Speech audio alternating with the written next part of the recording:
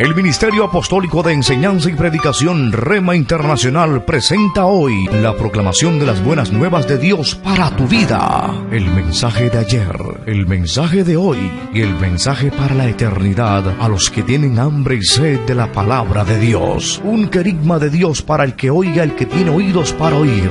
Escuche el dabar del Eterno a las naciones. Ahora es el tiempo para recibir el rema del Espíritu Santo a tu espíritu. Escuchemos con fe la memra del Señor para el alma. Un matrimonio roto y restaurado. Ese es el tema que vamos a tocar en estos cortos minutos que el Señor nos permite. Y vamos a buscar en la palabra de Dios, que es la autoridad del mensaje que vamos a compartir. La palabra de Dios la vamos a mirar, la vamos a leer en Eclesiastés capítulo 4, versos 9 hasta el verso 12. Eclesiastés capítulo 4, versos 9 al 12. Con la ayuda del Señor vamos a tratar de dar luz con respecto a lo que nos enseña el Espíritu Santo a un matrimonio que se rompió y que puede ser restaurado. Leemos así la palabra de Dios. Mejores son dos que uno, porque tienen mejor paga de su trabajo. Porque si cayeren, el uno levantará a su compañero. Pero ay del solo, que cuando cayere no habrá segundo que lo levante. También si dos durmieren juntos, se calentarán mutuamente, mas ¿cómo se calentará uno solo? Y si alguno prevaleciere contra uno, dos le resistirán, y cordón de 3 dobleces no se rompe pronto.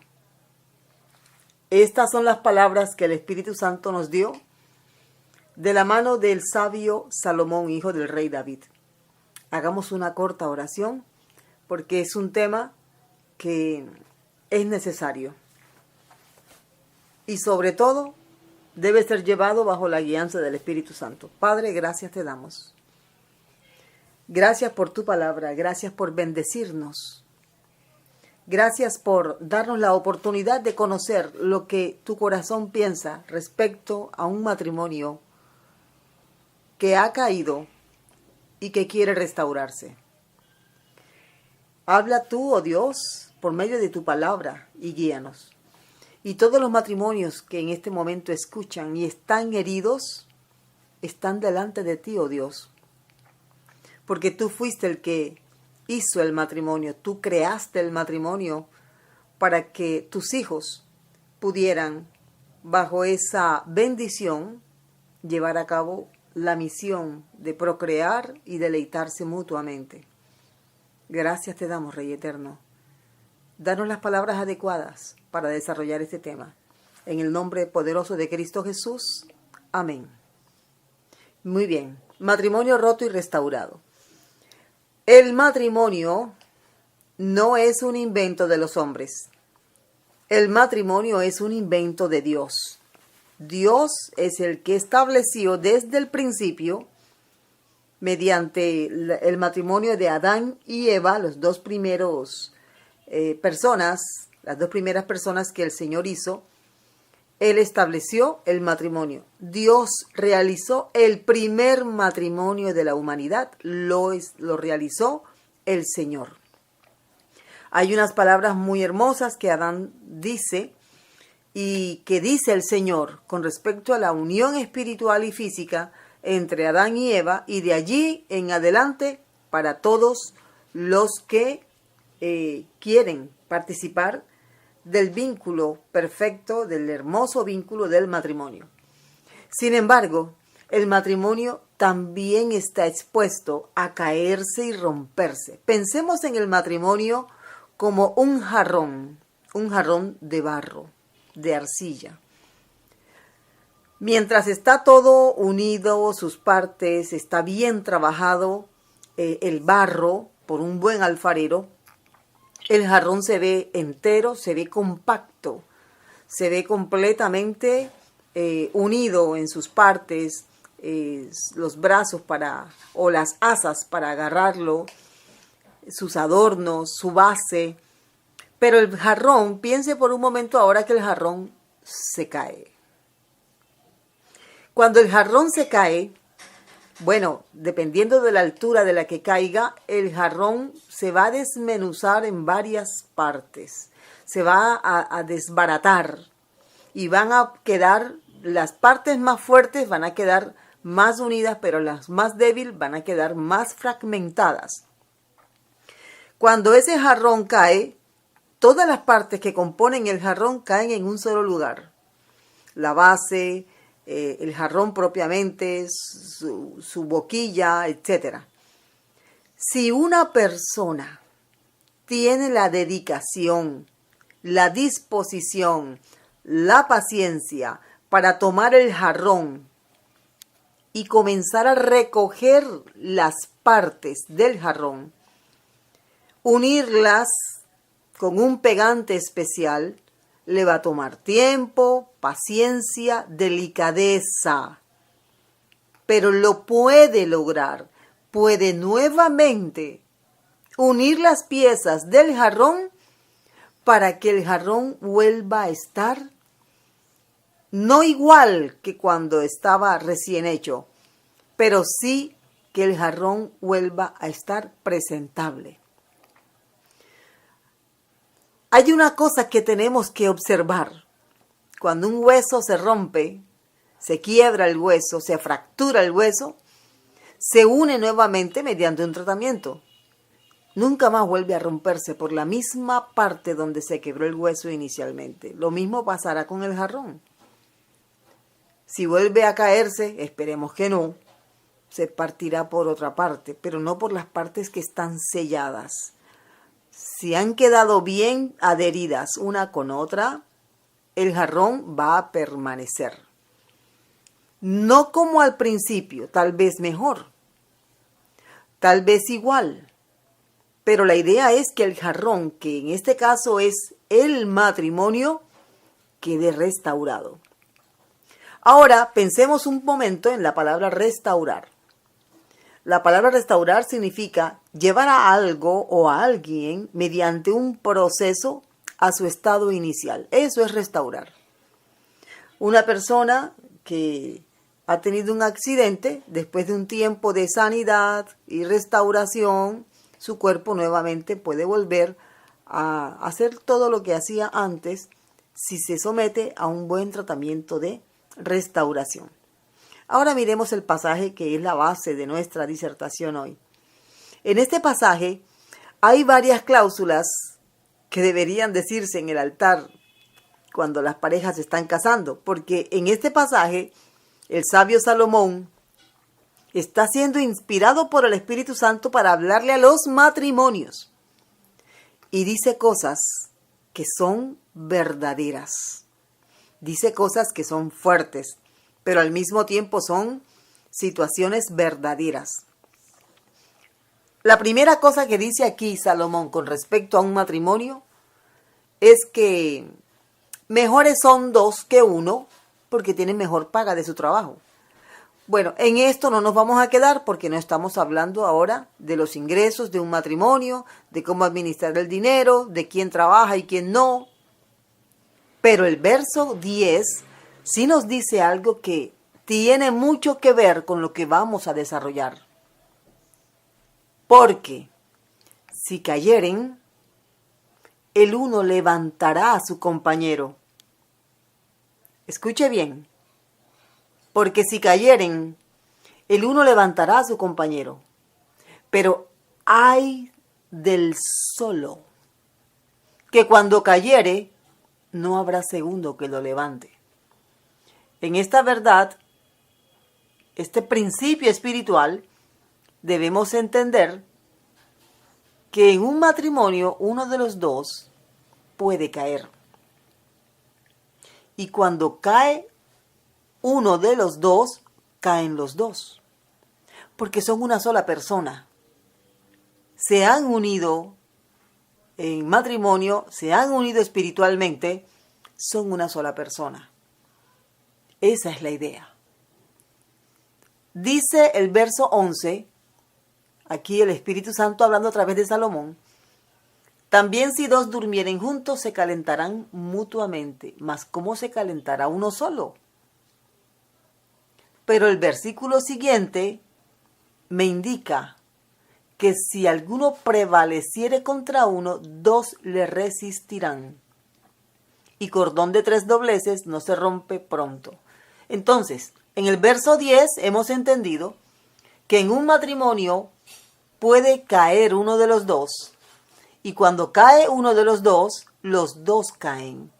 Así que el caído debe ser ayudado a levantarse por el que no cayó. ¿Por qué decimos que caen los dos y al mismo tiempo decimos que cae uno? Primero, porque son una persona. Debe ser un equipo de una sola cabeza, un cuerpo de una sola cabeza. Eso es un matrimonio. Pero al mismo tiempo, el que cayó debe ser ayudado a levantarse por el que no cayó. Esto es lo que da a entender el sabio Salomón. Y lo está diciendo un hombre que en su estado ya de ancianidad había recorrido bastante en la vida y había visto bastante. Y sobre todo, es un hombre que está siendo usado por el Espíritu Santo para dejarnos un principio eterno con respecto al matrimonio. Ahora, en el verso 12, dice, si alguno prevaleciere contra uno. Esta intención lleva la idea de luchar. Luchar. En este caso, en un matrimonio, siempre va a haber intrusos tratando de entrar, tratando de separar, tratando de destruir lo construido. Ese intruso, que es el que aquí se menciona como si alguno prevaleciere contra uno, dos le resistirán. La amenaza del adulterio siempre va a rodear a un matrimonio. Aunque moleste, aunque incomode, la palabra de Dios está diciendo, no te cases para divorciarte cuando tu matrimonio caiga. No, la palabra de Dios te está diciendo en este momento, cuando te cases, cásate con la idea de ayudar a tu cónyuge. Aunque caiga y aunque alguien esté con él o con ella, tratando, luchando por separarlo de ti. Porque el matrimonio debería ser, así dice la palabra de Dios, hasta que la muerte separe. Por lo menos, si Dios juntó, solo Dios puede separar. Entonces, si la pareja puede tener la confianza, la madurez de hablar y de aclarar el hecho de que hay un intruso o intrusa tratando de entrar, entre los dos deben resistir al intruso o a la intrusa. Porque es lo que está enseñándonos el principio bíblico aquí con respecto al matrimonio. Así que, ya que uno de los dos cayó, vamos a mirar cómo puede un matrimonio restaurarse. Vamos a mirar qué dice la Biblia con respecto a la restauración de un matrimonio. A veces es más fácil iniciar que tomar el camino ya por la mitad de algo que se dañó. A mucha gente no le gusta, por ejemplo, un abanico, un ventilador se dañó, hay que mandarlo a arreglar, prefieren botarlo y comprar uno nuevo. Se dañó la lámpara, bueno, ¿tiene arreglo? Sí tiene arreglo, pero yo la quiero nueva. El automóvil se dañó, está chocado, bueno, vamos a venderlo barato y compramos uno nuevo. Pero hay relaciones humanas donde eso no es lo aconsejable, donde eso no funciona, porque entre las personas no desechamos al que nos sirve. Al contrario, lo apoyamos, lo ayudamos a levantarse. Esa es la idea. Así que un matrimonio que es como un jarrón que se cayó, se partió en varios pedazos, ¿cómo puede llevarse a cabo la restauración de un matrimonio?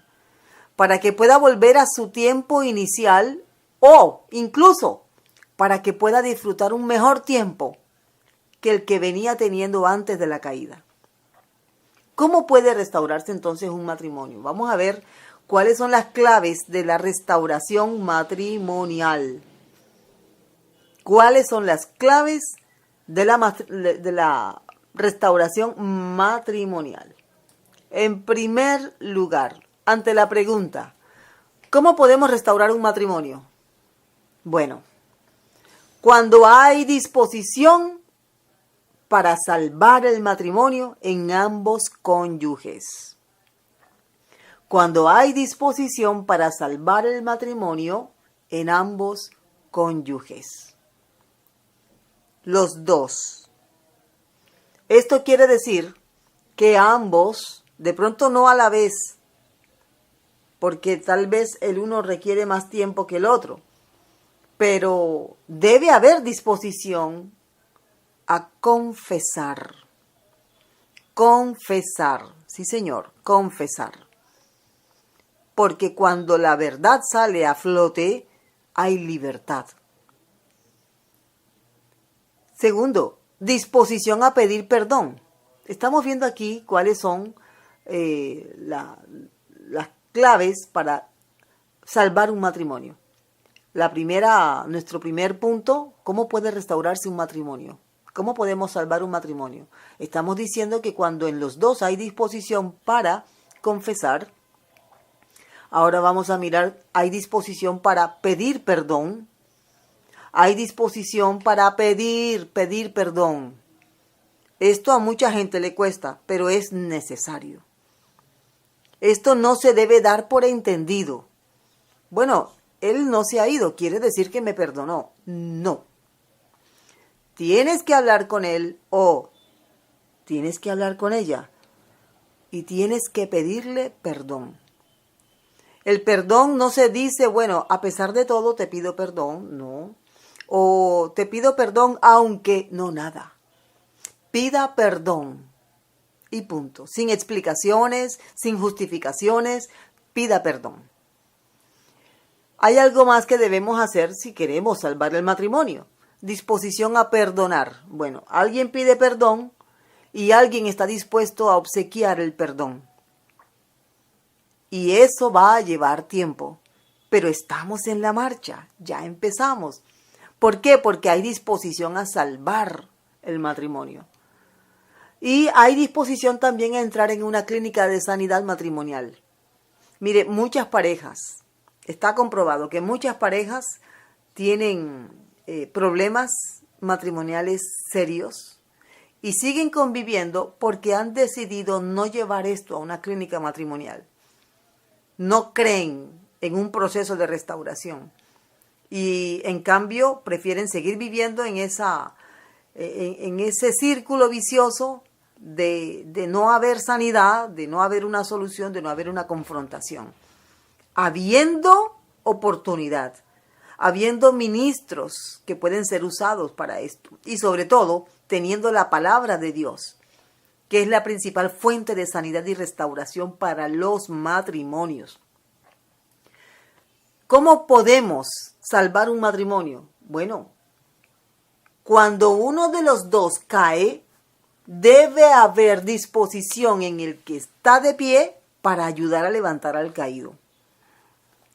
Sé que esto es difícil, sé que es algo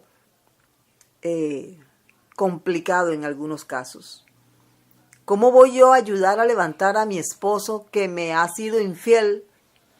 ¿Cómo voy a ayudar a levantar a mi esposo que vendió todo, que se llevó a mi hijo, que hizo, tantas cosas que podríamos aquí mencionar, que hemos visto y que han pasado? Si yo soy el herido, yo soy la herida. Tu ego está herido, sí.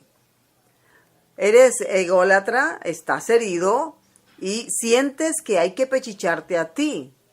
Y que al herido, al que también cayó, hay que darle por la cabeza. Bueno, está diciendo aquí la palabra de Dios que aquel que está herido, la víctima de la ofensa, debe ayudar a levantar al que está caído.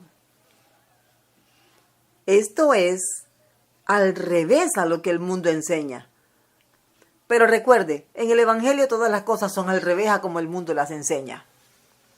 Si nosotros miramos parte por parte de la doctrina bíblica, nos vamos a dar cuenta de que estamos yendo contra la corriente, aún en la restauración de un matrimonio. ¿Por qué es importante que el que está de pie ayude a levantarse al que está caído? Porque es la persona de mayor apoyo para el que está herido. No tienes que hacerlo solo, no tienes que hacerlo sola. Ahora vamos a ver que debes hacerte de la ayuda de un mentor espiritual. Porque lo que puedes hacer es mostrarle apoyo, mostrarle que estás allí para tu cónyuge, porque eso es amor. Cuando la persona está dispuesta, voy a ayudar a levantar a mi cónyuge caído, hay esperanza, podemos levantar el matrimonio, podemos restaurarlo. Pero si la persona dice, no, porque yo le dije que si fallaba yo me iba, bueno, estamos tratando con una persona muy egocentrista, una persona que no ama realmente y que está dispuesto más bien a mantener un corazón duro, un corazón no perdonador. También tenemos aquí el caso de una persona que si está en el suelo debe dejarse ayudar a levantar. Todo esto hace parte de las claves para poder restaurar un matrimonio. Cuando alguien está en el suelo y le tiende la mano la persona a quien hirió, debe estar dispuesto a dar la mano y a levantarse. Eso es lo que estamos aprendiendo aquí acerca de principios espirituales que enseña la Biblia para restaurar una relación matrimonial. ¿Por qué? Cuando quien debe levantarse se sume en el dolor, porque el dolor es más grande, más fuerte, y no pone su fe y esperanza en la cruz. No pone su fe, no pone su esperanza en Jesucristo, el inventor del matrimonio y el sanador del matrimonio. Claro, no vas a poder levantarte y no vas a poder ayudar a nadie a levantarse. Si un corazón tiene la disposición de sanar y de perdonar, hay esperanza de salvar el matrimonio. Así nos lo dice el Señor Jesucristo. Por la dureza de vuestro corazón. Mire, un corazón duro no está dispuesto a perdonar. Un corazón duro no está dispuesto a ayudar a levantar. Un corazón duro no está dispuesto a restaurar. Así que pensemos mejor, pensemos bien cómo son las cosas. Por ejemplo, ¿cómo piensa el agresor de un matrimonio herido? ¿Cómo piensa la persona que ha causado el daño? La persona que cometió la falta. Cuando es consciente del daño que hizo, dice cosas como estas. Jamás pensé que yo llegaría a ese punto. Dice cosas también como estas. Si yo pudiera volver a empezar, no caería en lo que caí. Frases como esta, más o menos. ¿Cómo quisiera no haber caído en esto? ¿Cómo quisiera no haber conocido, no haber llegado a ese punto? Pero cuando la persona que es el agresor o agresora no es consciente del daño causado, comienza a justificar su pecado. Y eso sí es malo, ¿yo? Eso no es correcto. Como por ejemplo, bueno, yo caí porque es que a mí no me atienden. Él está diciendo, o ella, lo que hice estuvo bien porque es que yo necesito atención y esta persona con la que me casé no me atiende. Básicamente lo que está diciendo es, lo puedo volver a hacer. Lo que hice está bien y no me arrepiento. Esa no es la forma de reaccionar. Por eso aquí decimos que cuando la persona que agredió, la que ofendió, la que cayó, no es consciente de los daños que ha causado a su cónyuge, a su familia, a sus parientes, a la iglesia. Bueno, yo caí porque soy débil y yo no puedo aguantar. Imagínese usted esta situación. Es que yo tengo un carácter muy débil, yo no puedo soportar.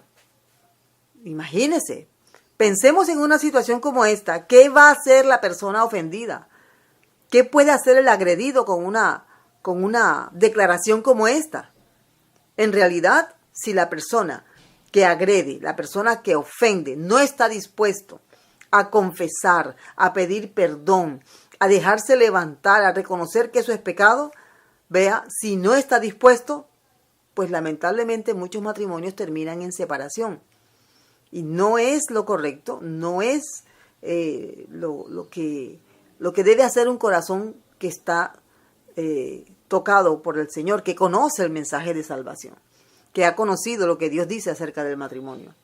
Ahora, ¿cómo piensa el herido? El herido lo que piensa es, ¿por qué me pasó esto a mí?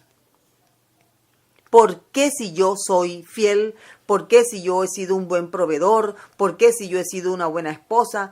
Esto es lo que generalmente piensa la persona ofendida. ¿Por qué si yo soy buena persona? Si yo? Porque es que las personas cuando son ofendidas matrimonialmente, lo que más se hiere es su ego. Y aquí el Señor va a enseñarnos una gran lección de humildad.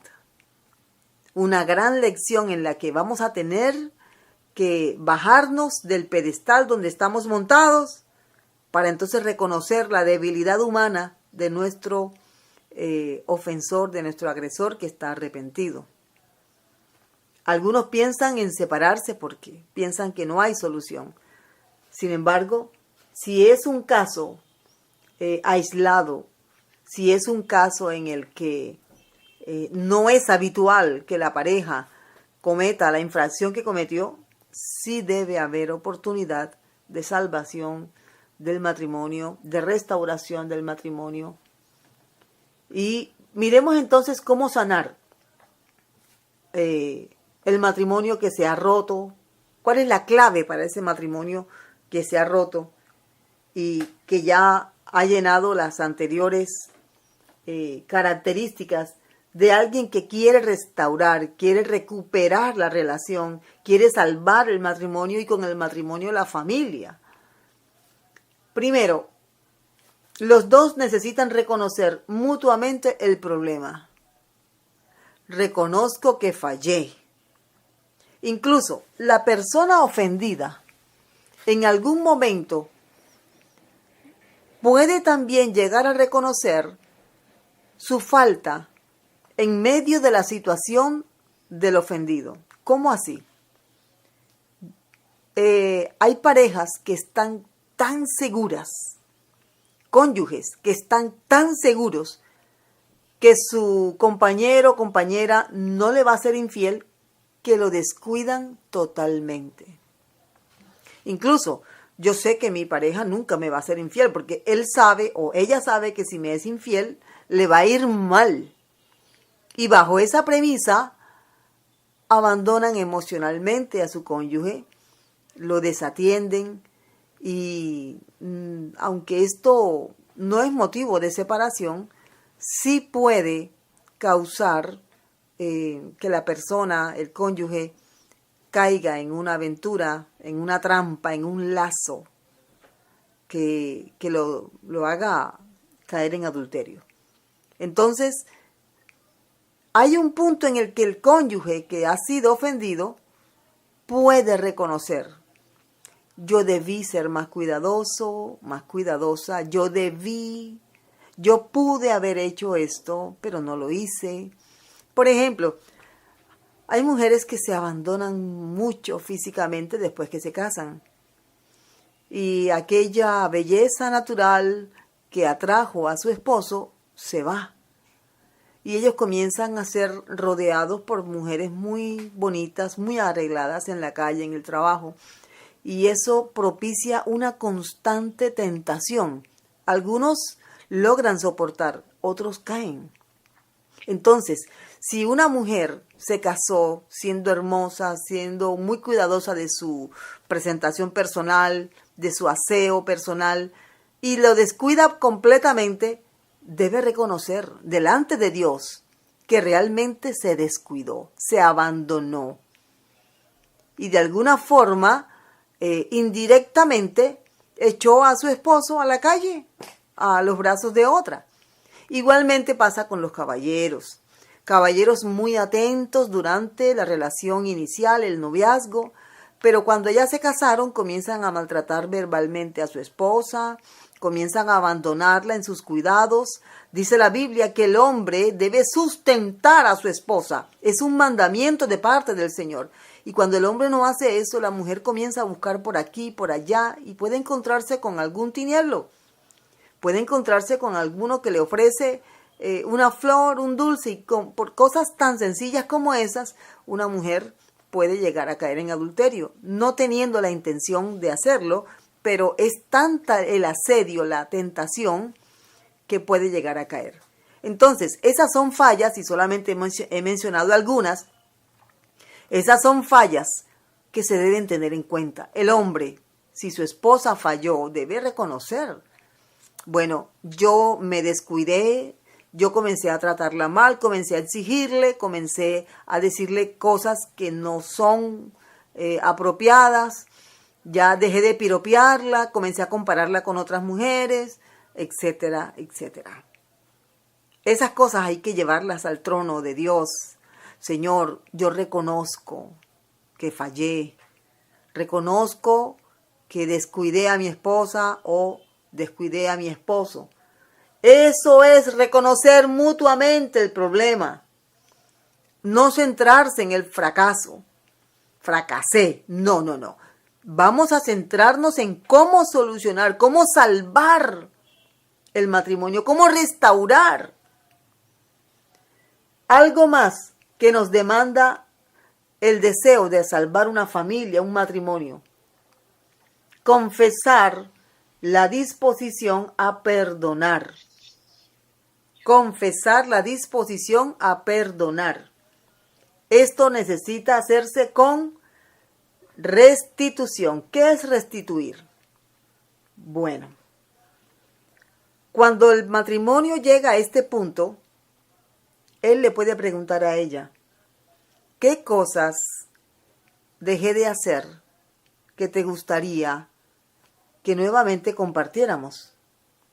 Bueno, yo quiero que vayamos semanal, mensual, no sé, de acuerdo a las posibilidades de la pareja. Quiero que vayamos a cenar juntos, porque hace tiempo que no lo hacemos. Me gustaría participar de un viaje, me gustaría participar de una fiesta. Hace tiempo que no disfrutamos de tal manera. Entonces, la persona que falló se esmera en restituir, devolver lo robado. Eso es restituir. Devolver lo tomado sin el permiso del dueño. Entonces, voy a restituir a mi cónyuge herido todo lo que le robé durante el tiempo de mi caída. Eso se hace como una señal de que sí hay disposición a pedir perdón, sí hay disposición a sanar, a volver, a cambiar. Y eso hace parte de la restauración. Cosas como estas, en un corazón dispuesto, hacen que la otra parte esté dispuesto a levantar, esté dispuesto a dar la mano. Levántate, ven conmigo, comencemos otra vez, hagamos esto, compremos una nueva, no sé, algo que tengan por comprar, un auto, una casa, etcétera. Vamos a viajar, vamos a hacer este viaje que hablábamos hace muchos años y nunca lo hicimos, vamos a hacerlo. O sea, restitúyele a tu cónyuge en la medida de tus posibilidades. Busca la forma de que esa persona herida entienda que te duele haber herido y que estás dispuesto o dispuesta a ayudarle a sanar. Hay algo más. Es necesario someterse a un tiempo de sanidad con una guía espiritual, un pastor espiritual. En esto hay que ser perseverantes. Los dos deben estar frente a esta persona que les va a guiar. Si usted asiste a su iglesia, esta es una de las ventajas de tener una iglesia, de ser miembros del cuerpo de Cristo. Si usted asiste a su iglesia, el pastor es la persona que les va a ayudar. O si el pastor tiene ya otras cargas ministeriales, él puede delegarles con alguien que tenga la capacidad para ayudarles. Algunas parejas buscan al psicólogo. Si usted cree que un psicólogo le puede ayudar, ojalá sea un psicólogo que tenga conocimiento de la palabra de Dios. No que sea un psicólogo que le induzca a practicar cosas que no son bíblicas.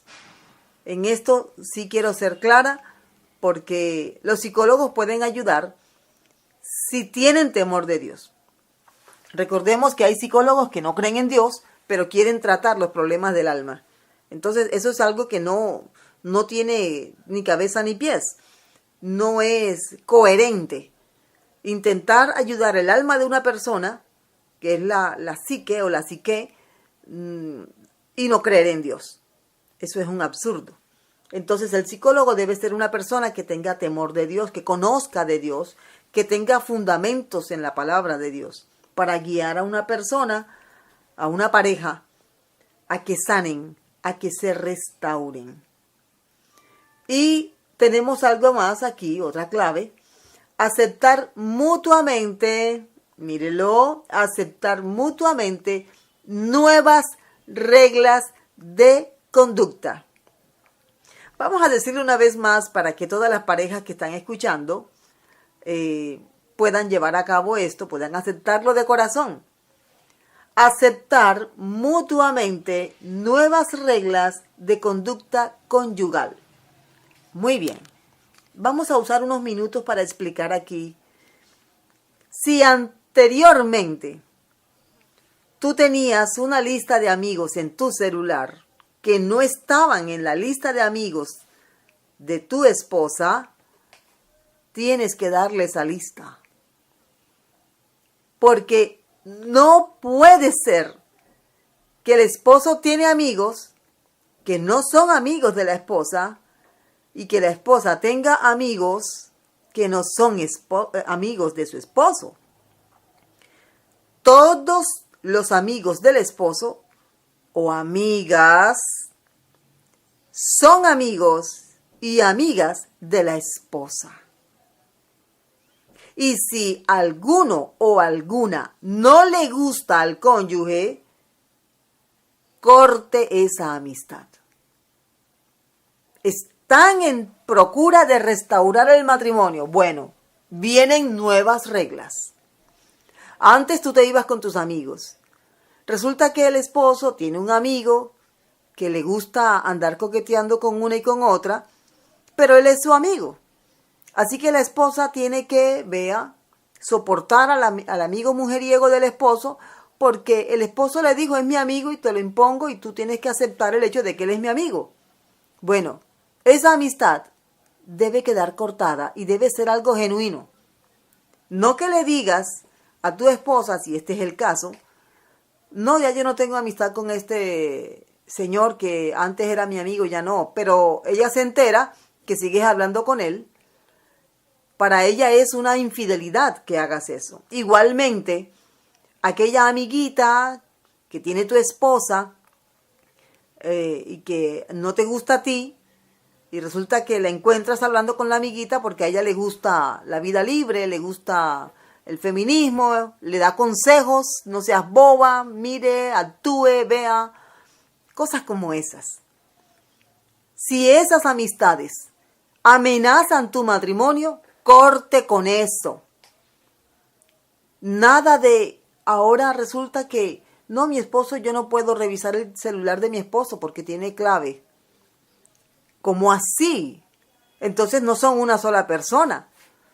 Son dos personas que están conviviendo bajo un mismo techo, tienen un contrato y están cuidándose más bien el uno del otro. No el uno al otro, sino el uno del otro. Eso no es convivencia. A vivir en paz nos ha llamado el Señor.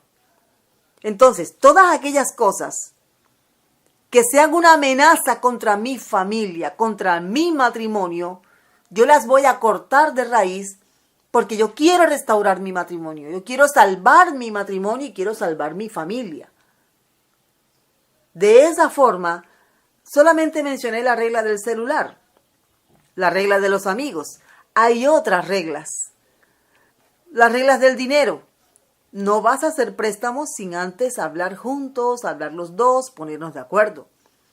No vas a trabajar más con esta persona, no vas a trabajar más con ese compañero, no te vas a quedar más trabajando hasta tarde, porque el día que lo hagas vamos a tener problemas. Cambios en las reglas conyugales. Ya no vas a dormir más sola en el mueble cuando estés molesta conmigo. Ya no vamos a visitar más a esta persona que me irrita. ¿Por qué? Porque estamos en procura de sanidad. No podemos volver a caer en lo mismo. Cambios. Hay parejas que incluso antes quien administraba el dinero, él. Bueno, ahora lo administra ella. Pero es una sola bolsa.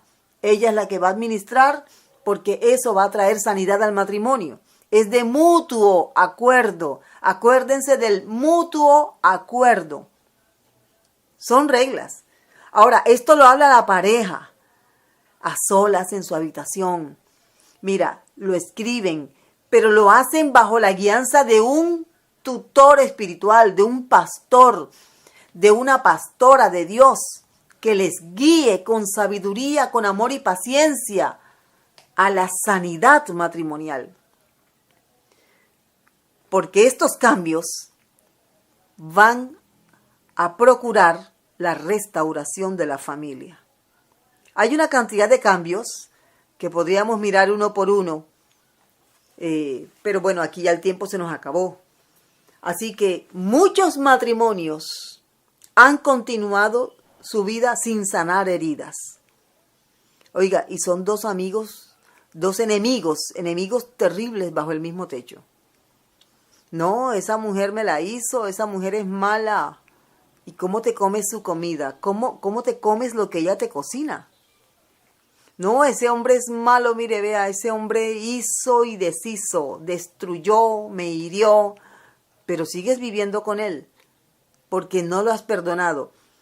Ahora la pregunta, ¿puede vivir una pareja matrimonialmente bajo el mismo techo sin haberse perdonado mutuamente? Sí. Claro que pueden. Muchos lo han hecho. Y siguen y avanzan y tienen hijos que van con esos mismos vicios de iniquidad a sus respectivos matrimonios. ¿Por qué? Porque no estuvieron dispuestos a perdonar. Cuando uno de ellos cayó, no estuvo dispuesto uno a levantarlo. Cayó y no estuvo dispuesto a levantarse. Pero tuvieron que seguir viviendo porque la casa es de los dos, porque el negocio es de los dos, porque estaban obligados a seguir viviendo. Pero prefirieron vivir en amargura, prefirieron vivir sin perdonar, sin sanar y sin restaurar. Ahora, ¿cómo es un matrimonio que se restauró? Oiga, la llama de ese matrimonio se enciende con más fuerza. Ahora ya se dio cuenta ella que se casó con un hombre que es un ser humano que puede fallar. Él se casa con una mujer y lo sabe, una mujer que es humana y que como un ser humano propenso a cometer errores y a pecar, pero está dispuesto a perdonar. Nuevamente recuerdo lo que dije anteriormente. Estos son casos aislados. Cuando ya esto es repetitivo, ya ese es otro tema que hablaremos en otra ocasión. Pero ese matrimonio se cuida. Mire, el uno al otro, cómo se miran, se aman, renuevan la llama de su amor, porque se restauraron. Estos son los matrimonios, los mejores matrimonios, que van a ayudar a otros matrimonios que atraviesen por la misma senda del dolor, de la caída, a levantarse. Porque es que ya ellos atravesaron por el dolor y ahora pueden ayudar a otros a pasar por ese mismo camino. Vamos a orar. Padre, gracias te damos, porque tu palabra nos ilumina, tu palabra nos guía. Gracias, Señor, por todos los matrimonios que hasta el día de hoy se han restaurado después de haber caído en el pecado del adulterio.